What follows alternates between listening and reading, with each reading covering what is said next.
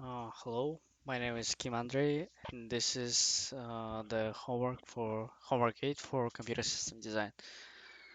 So I'm gonna explain my code. So the code begins by defining an interrupt vector table, which will handle different types of interrupts.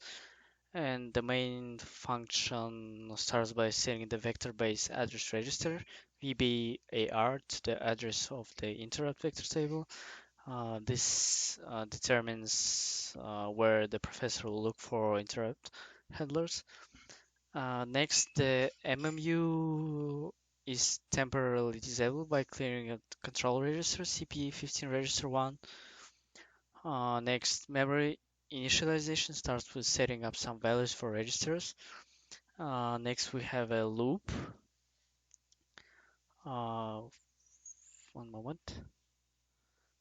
Next, we have a loop that initializes the memory by storing values in a range of memory addresses, starting from a specific address and incrementing by 4 bytes. And next, transaction table for the MMU is loaded, and the MMU is configured to use this table. The translation table defines how virtual addresses are translated to physical addresses.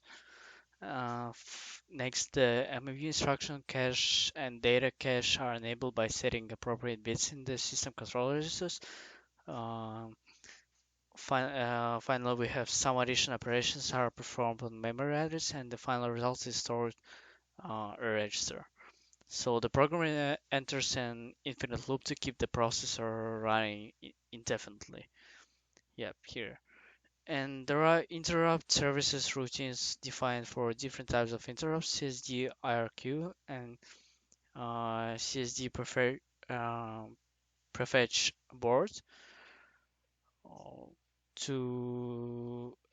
uh, with associated registers are read to capture relevant information about the abort.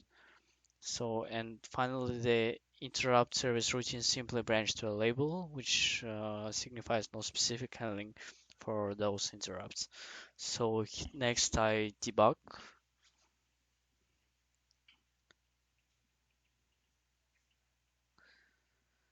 So I press F5 and here you can see how the value of my registers are changing and yeah,